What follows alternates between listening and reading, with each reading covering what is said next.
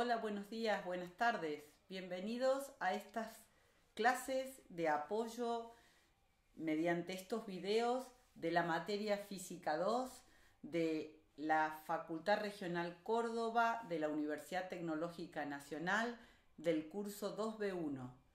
Soy la ingeniera Nancy Brambila, la titular de esta asignatura, conjuntamente con los jefes de trabajos prácticos, los ingenieros Agustín Cravero y Guillermo Gilberto. Vamos a llevar adelante estas clases en la modalidad virtual por las condiciones impuestas por la pandemia que nos condicionan en este sentido. Entonces, vamos a utilizar básicamente para el dictado de las clases como eje central el aula virtual por autogestión y la autogestión, las dos cosas, el aula virtual y la autogestión. Y nos vamos a apoyar para el dictado en ya sea clases online, clases de consulta en esa modalidad y videos para orientarlos a ustedes en los temas que vamos a tratar en esta asignatura. Bien, entre los objetivos de nuestra asignatura, básicamente abordamos los fenómenos físicos relacionados con la electricidad, el magnetismo y los procesos térmicos. También vamos a ver algo de óptica física y ecuaciones de Maxwell en los últimos dos capítulos. Pero centralmente podríamos decir que nuestra materia toma los conceptos de calor y termodinámica y los conceptos de electricidad y magnetismo, que son los que abarcan la mayor parte del desarrollo de la materia. La bibliografía, el reglamento de cátedra y libros en la versión PDF para su consulta se encuentran todos disponibles en el aula virtual, al igual que material relacionado con material didáctico específico que hemos desarrollado los profesores y material que hemos seleccionado los profesores para contribuir en este proceso de enseñanza-aprendizaje.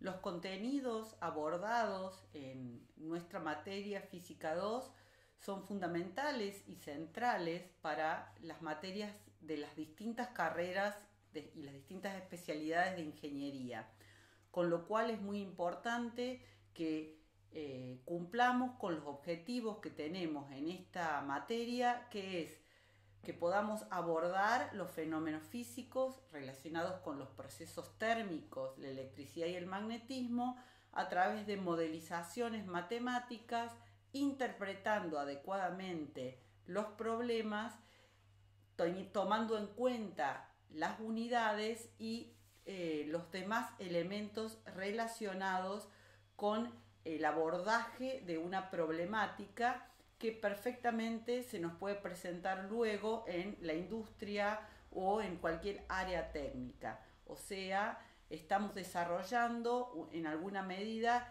el método científico en cuanto a cómo abordamos un enunciado, una situación problemática y la resolvemos a través de interpretarla, modelizarla matemáticamente y luego de resolverla con las herramientas y fórmulas adecuadas, habiendo elegido las herramientas y fórmulas adecuadas, poder evaluar con algún sentido práctico y sentido común si los resultados a los que llegamos son resultados razonables, esperables, que tengan sentido común.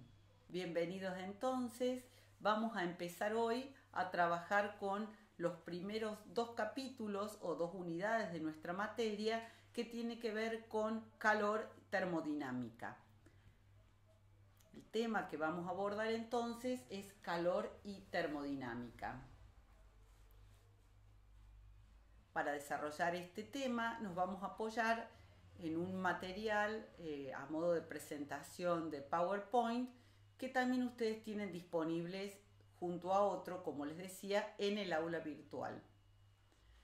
Yendo a la presentación, podemos decir que el primer los primeros conceptos que vamos a manejar en estas primeras unidades tienen que ver con conceptos de temperatura y calor.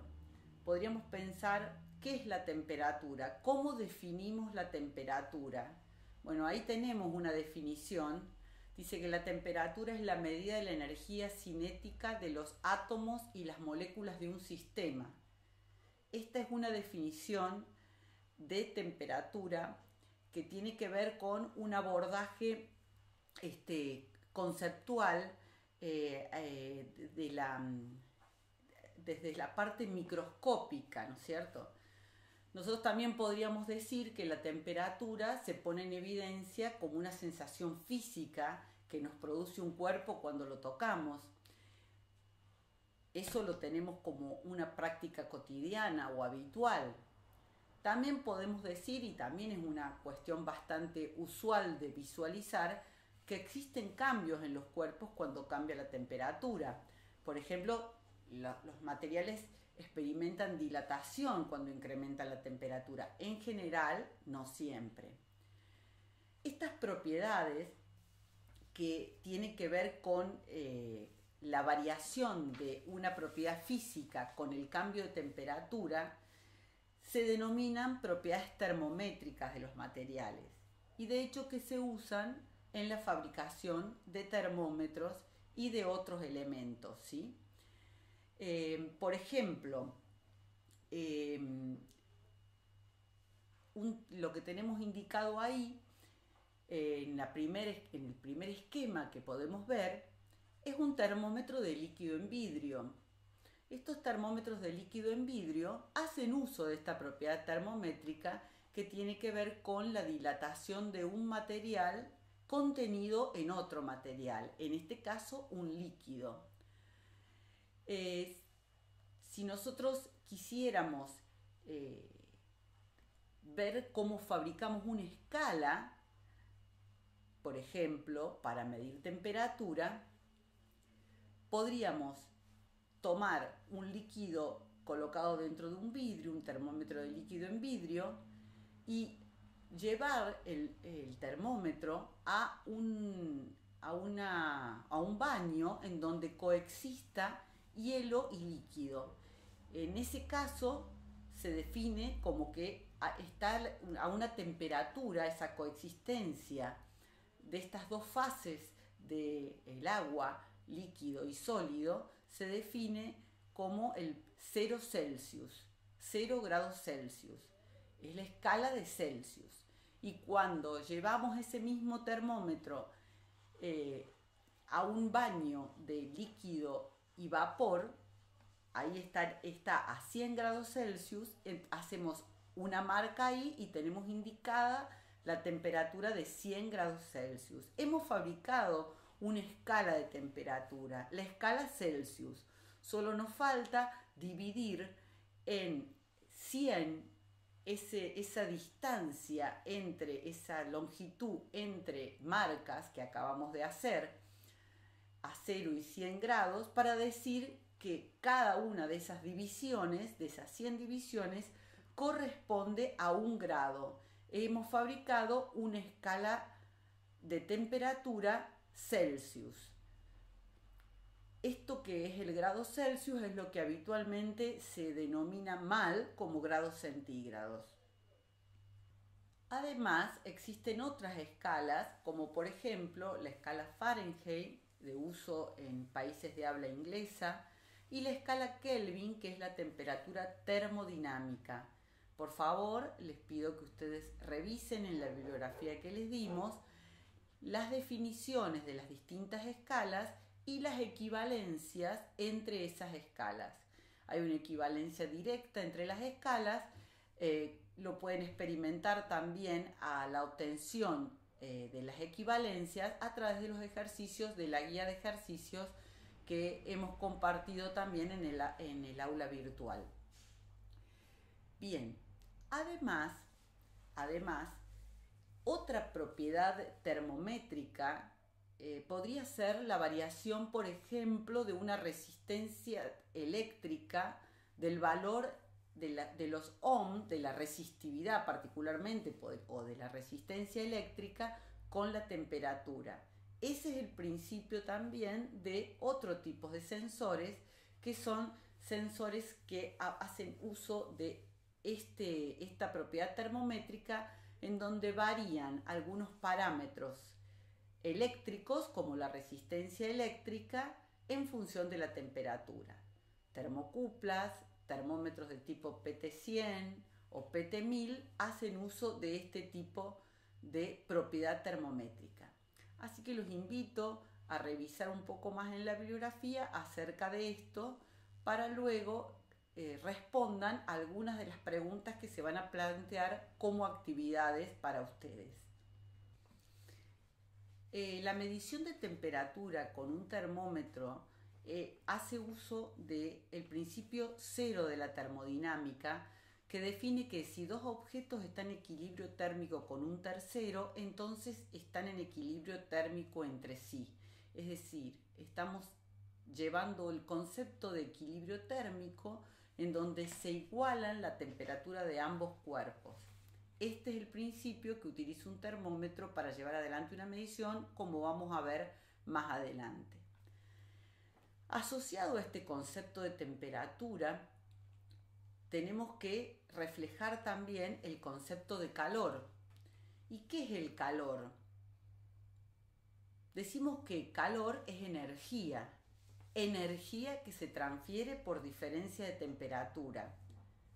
Es decir, que nosotros estamos en condiciones de decir que cuando dos cuerpos A y B tienen diferencias de temperatura, como por ejemplo el termómetro y el baño A que está indicado en el dibujo de abajo de la filmina, después de un cierto tiempo se alcanza esa condición de equilibrio térmico a la que hacíamos referencia, y podemos decir que ambos cuerpos están a la misma temperatura.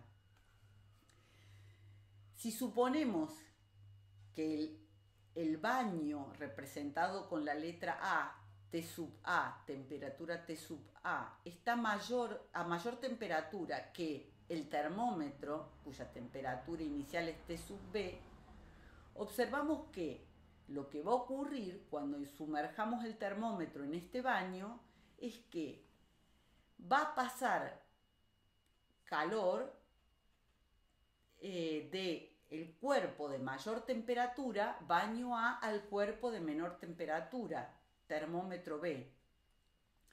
Si el proceso fuera inverso, ocurriría que el baño estaría a menor temperatura que el termómetro. Es decir, el equilibrio térmico se logra cuando el cuerpo de mayor temperatura cede calor al cuerpo de menor temperatura. El cuerpo de mayor temperatura cede calor al cuerpo de menor temperatura. Esto que venimos diciendo, entonces, se representa en la siguiente diapositiva: el concepto de temperatura de equilibrio. Decimos que una cantidad de calor, delta Q, se transfiere desde un sistema de mayor temperatura a un sistema de menor temperatura. Ahora bien, la cantidad de calor transferida es proporcional al cambio de temperatura, delta T. Este es el principio, uno de los principios de calorimetría y el principio de funcionamiento, podríamos decir, o que representa el funcionamiento de un calorímetro. La cantidad de calor transferida es proporcional a la diferencia de temperatura, y la constante de proporcionalidad es lo que se denomina capacidad calorífica del sistema. La capacidad calorífica del sistema es una característica que está relacionada con la estructura molecular de un sistema o de un elemento. Ahí vemos la fórmula que representa o que modeliza matemáticamente este fenómeno o este comportamiento.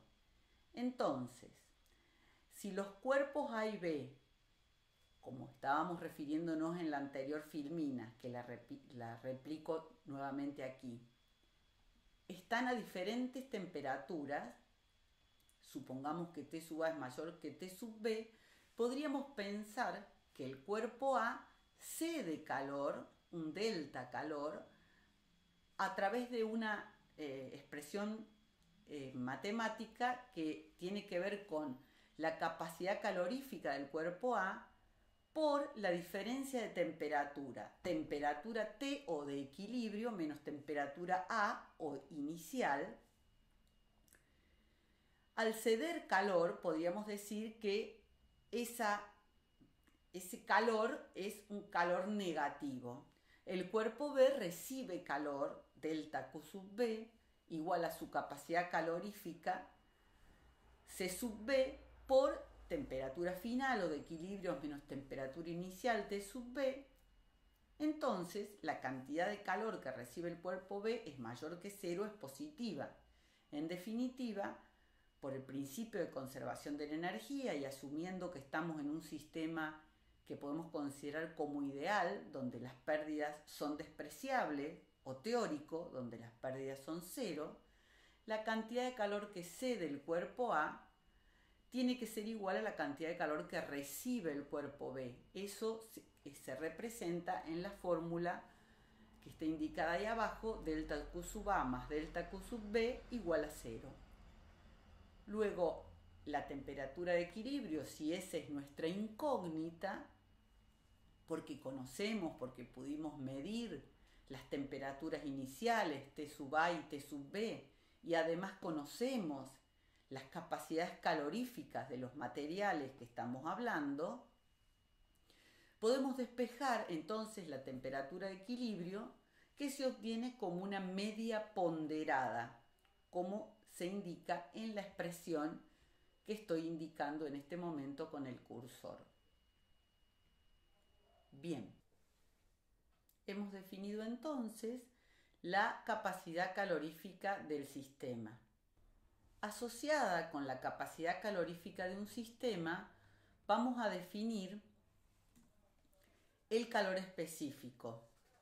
La capacidad calorífica de la unidad de masa se llama calor específico. Hemos presentado aquí entonces esta relación que acabo de indicar. La fórmula para dar la transferencia de calor delta Q en función de la masa y el calor específico y el cambio de temperatura se expresa en la fórmula indicada abajo. El calor específico se puede definir como la cantidad de calor que hay que suministrarle a 1 gramo de agua de una sustancia para que eleve 1 grado Celsius su temperatura. Decíamos que calor es energía que se transfiere por diferencia de temperatura. Calor es energía, con lo cual se demuestra, Joule demostró, que hay una equivalencia entre el calor y el trabajo. Esa equivalencia en realidad está haciendo una relación de unidades. Una caloría es equivalente a 4,186 Joule. Por la forma en que se definió calor, históricamente, se usó la unidad calorías. La unidad calorías no es una unidad del Sistema Internacional de Unidades, sí Joule, que es la unidad de energía del Sistema Internacional de Unidades. Si utilizamos las unidades históricas de calor, caloría, podríamos decir que el calor específico del agua es 1 caloría por gramo y por grado Celsius. Es la cantidad de 1 caloría sería la cantidad de calor que hay que agregarle a 1 gramo de agua para que eleve 1 grado Celsius su temperatura. La unidad de calor específico que más se usa es esta de calorías por gramos por grados. Y hay mucho de esto en la guía de ejercicios. Sin embargo, no tenemos que dejar de tener presente que en el Sistema Internacional de Unidades de Medida, el calor específico se tiene que expresar en Joule por kilogramo masa y por Kelvin. Kelvin es una de las unidades de medición de temperatura que ya habíamos considerado. Entonces hay que tener en cuenta la conversión como está indicado ahí. Se presenta a modo de ejemplo aquí, ustedes pueden consultarlo en la bibliografía, el calor específico de algunas sustancias en las unidades del sistema internacional. Por ejemplo, para el acero, el calor específico es 460 Joule por kilo por Kelvin. Pueden consultar con otras, pueden consultar en la bibliografía los datos de otros materiales, los calores específicos de otros materiales y sustancias. Es posible determinar el calor específico de alguna sustancia desconocida a través de estas expresiones que estuvimos trabajando de calorimetría. Utilizando este concepto de que la cantidad de calor recibido o cedido por un cuerpo se calcula a través de esta expresión, Q, calor es igual a la masa por el calor específico, por la diferencia de temperatura, temperatura final menos temperatura inicial, y haciendo uso de un dispositivo que se denomina habitualmente calorímetro, consistente en un vaso aislado, que tiene una determinada masa de agua, termómetros para medir temperaturas iniciales y finales, agitadores para buscar una homogenización térmica del baño para llegar al equilibrio térmico de manera más eficiente. Se puede, trabajando con una masa también medida, calcular el calor específico de esa sustancia incógnita. Para lo cual vamos a pasar primero y luego vamos a volver a las fórmulas a un esquema en donde se está representado eso, que es una práctica que hacemos habitualmente en el laboratorio.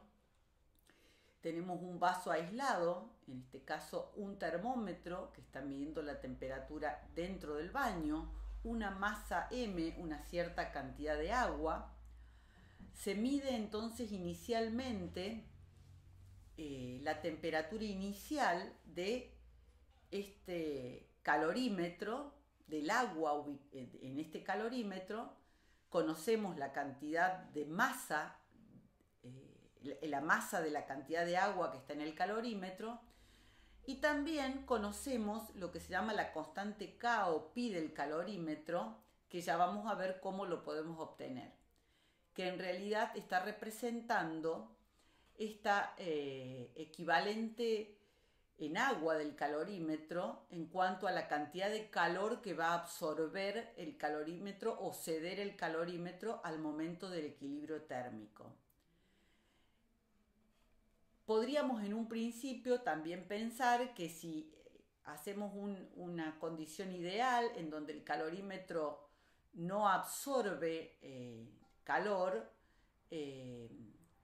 podríamos llegar a despreciar, o absorbe muy poco calor, podríamos llegar a despreciar eso. Pero en principio lo que tenemos que conocer es la masa de agua del calorímetro, la temperatura inicial de esa masa de agua. Luego tenemos la pieza indicada ahí con M minúscula y como ese cuadradito o cubo negro, la cual también conocemos su masa, la hemos pesado en una balanza antes de empezar, antes de introducirla al calorímetro, y la hemos llevado a una cierta temperatura T en otro baño. Luego, lo que se hace es llevar esa masa rápidamente e introducirlo en el vaso aislado y esperar hasta que se llegue a la temperatura de equilibrio. Con lo cual tendríamos una situación inicial de cada una de las masas que intervendrían en este equilibrio térmico y la masa y el equilibrio, la temperatura de equilibrio que es a la que se llega cuando se pone en contacto la masa de este sólido con la masa de agua. Entonces, por supuesto que esta experiencia se debe hacer con cuidado. El concepto es que todas las variables se pueden medir y se despeja de la fórmula la capacidad calorífica, el calor específico del elemento incógnita sobre el que estamos trabajando. Se debe tener en cuenta cuando uno hace la experiencia del laboratorio, que desafortunadamente no creo que la podamos hacer con ustedes en esta oportunidad, que las pérdidas o las incertidumbres o errores asociados a esta medición para tener un resultado final completo, evaluando también la incertidumbre en la determinación del calor específico del sólido. Es decir, entonces, que volviendo a las fórmulas, diríamos que la experiencia se realiza con el calorímetro que hablamos, pero en realidad el calorímetro tiene una determinada masa del propio calorímetro, del vaso del calorímetro, que tiene a su vez un calor específico dependiendo del material que esté construido. La masa del termómetro, de la parte sumergida del termómetro, y el calor específico si es un termómetro en vidrio, del vidrio de que está construido el termómetro. La masa del agitador, si es que tenemos un agitador con el calor específico del material, supongamos que sea de aluminio. La masa M mayúscula del vaso de la masa del agua propiamente dicho, del calorímetro y su calor específico, que sería 1 si lo tomamos en unidades de calorías por gramo y por grado Celsius. Y M minúscula y C minúscula son la masa y el calor específico desconocido a la temperatura inicial T. Fíjense que en este caso la fórmula que estaría dándonos el equilibrio térmico estaría puesta de esta forma, en donde se suma cada uno de los términos. Estos términos vendrían a ser los calores, las capacidades caloríficas, porque como ustedes ven está multiplicada la masa por el calor específico en cada caso. En este caso la M mayúscula, el calor específico es 1 si lo tomamos en las unidades de calorías por gramos y por Celsius, como habíamos dicho. Entonces, fíjense que aquí también está citado como que se indica como K a la suma de todas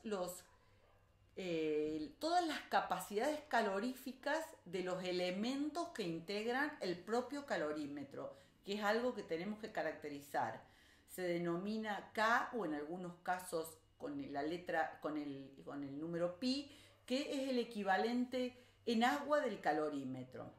Por lo tanto, luego abajo, una vez que hayamos hecho la experiencia de conocer ese K o pi que es propio de cada calorímetro, podremos tenerlo para colocarlo directamente en esta expresión y despejar C minúscula, que es el calor específico incógnita o desconocido que estábamos buscando. En la próxima diapositiva se presenta la experiencia que tendríamos que hacer para determinar, si no lo tuviéramos como dato, el equivalente en agua del calorímetro, este valor K o pi que les acabo de mencionar.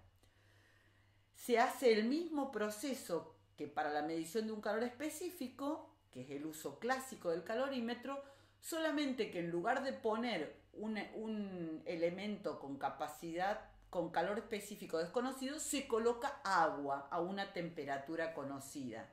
Entonces, como ustedes ven, empleando siempre la misma fórmula, calor cedido es igual a calor absorbido, se puede en este caso despejar el valor K o T del calorímetro, o pi, perdón, del calorímetro. Bien, continuando entonces con calor y dejando por un momento el tema del calorímetro, esta experiencia de calorímetro del laboratorio a la que estábamos haciendo referencia y las fórmulas que rigen o los modelos matemáticos que rigen este comportamiento, me gustaría volver un poquito al tema de los calores específicos de algunas sustancias a través de esta tabla para hacerles algunas preguntas que luego reflejaremos en las actividades que vamos a programar.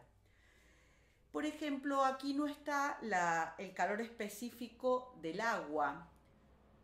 ¿Cómo será el calor específico del agua respecto al calor específico de estos materiales? ¿Será mayor? ¿Será menor?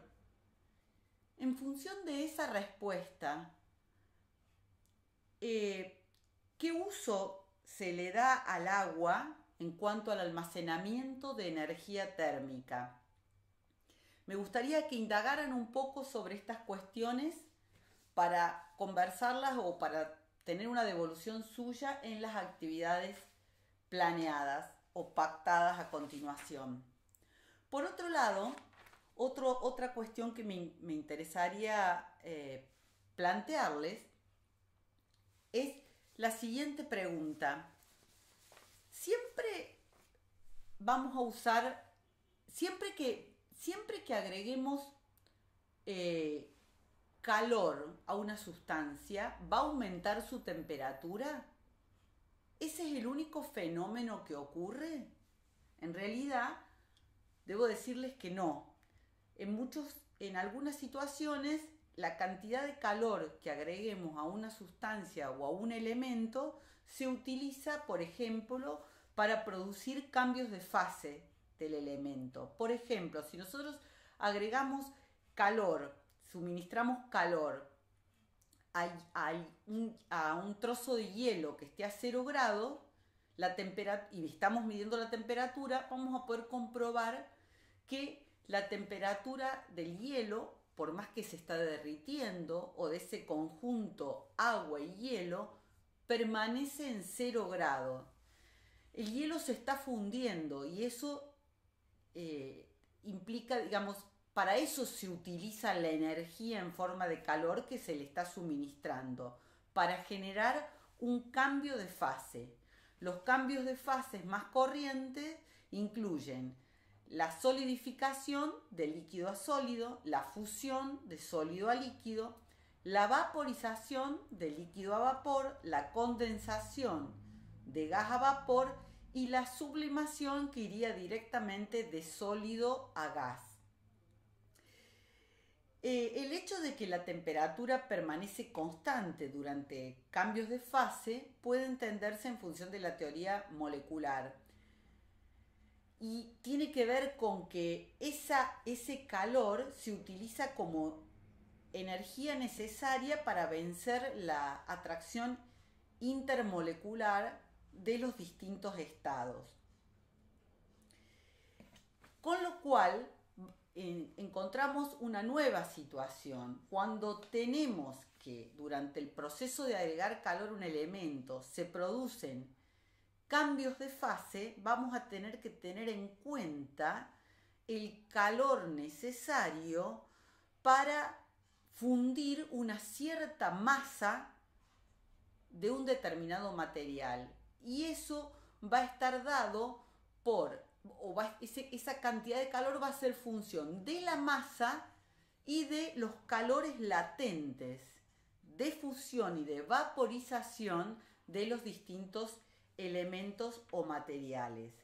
Por ejemplo, para el caso del agua, a una presión de 1 atmósfera, el calor latente de vaporización es 2,26 megajoule por kilo o 540 kilocalorías por kilo.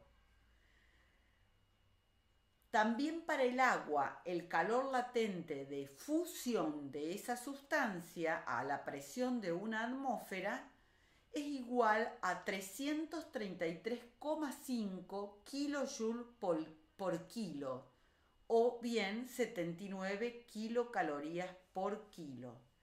Entonces, los invito a buscar en los libros estos datos o estas constantes que no son tan constantes porque dependen de la presión a la cual se realice el cambio de fase, pero a buscar estos datos de los calores latentes de vaporización y de fusión de las distintas sustancias. Y para seguir adelante y cerrar un poco en este punto este tema, los invito a plantear esta pregunta, les invito a plantearse y resolver esta pregunta o este interrogante. ¿Cuánto calor es necesario suministrar para transformar 1,5 kilos de hielo a menos 20 Celsius y a una atmósfera en vapor? Y siguiendo con las preguntas interesantes, también nos podríamos plantear cuánto hielo tenemos que añadirle a un vaso grande de la bebida que usted prefiera para reducir su temperatura de 20 grados Celsius a 0 grado. Continuando, dijimos que calor es energía y que Joule, a través de un experimento que está esquematizado en la siguiente diapositiva, obtuvo el equivalente mecánico del calor. Joule encontró que la temperatura de un sistema puede elevarse dándole calor a través de lo que acabamos de desarrollar recién, pero también se puede elevar la temperatura de un sistema realizando trabajos sobre él y que la energía mecánica es proporcional al calor. En este experimento de Joule está acá sintéticamente representado, incluso como una experiencia, se va a presentar a continuación, y se trata de una pesa que se mueve con una velocidad prácticamente constante y va perdiendo energía potencial. Como consecuencia de esa pérdida de energía potencial, se mueven las aspas de un agitador y se calienta el agua debido a la fricción. Si este bloque de masa m desciende una altura h, la energía potencial va a disminuir en proporción al peso por la altura, m por la aceleración de la gravedad por la altura. Y esta sería la energía que, si consideramos que las pérdidas son despreciables, que se utiliza para calentar el agua. Joule encontró que la disminución de la energía potencial es proporcional al incremento de temperatura del agua, y esa constante de proporcionalidad es igual a 4,186 Joule por gramos por grado Celsius. Por lo tanto, se necesitaría 4,186 Joule de energía mecánica para aumentar la temperatura de 1 gramo de agua en 1 grado Celsius. Y de ahí tenemos, a través de esa cuestión experimental, la equivalencia entre las unidades de energía calórica tradicionales, calorías, y las unidades de energía del sistema internacional, Joule. Una caloría, 4,186 Joule. No olvidemos que las unidades deben manejarse con cuidado y son partes del resultado. A continuación se presenta una experiencia simulando el experimento de Joule. Se las dejo como inquietud para que ustedes la analicen.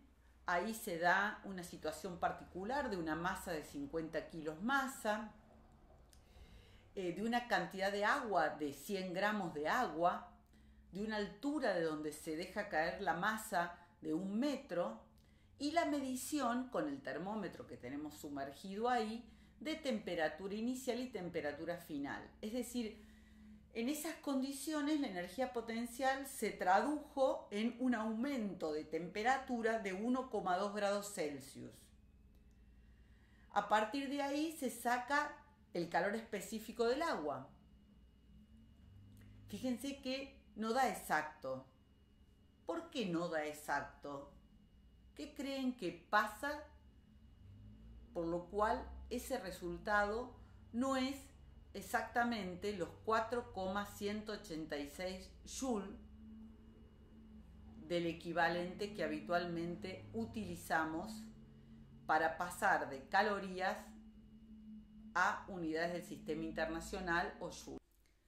Continuando un poco con otro tema que quería comentarles en esta primera presentación, me gustaría sentar las bases para el siguiente encuentro, el siguiente video, en donde vamos a trabajar directamente con la primera y segunda ley de la termodinámica.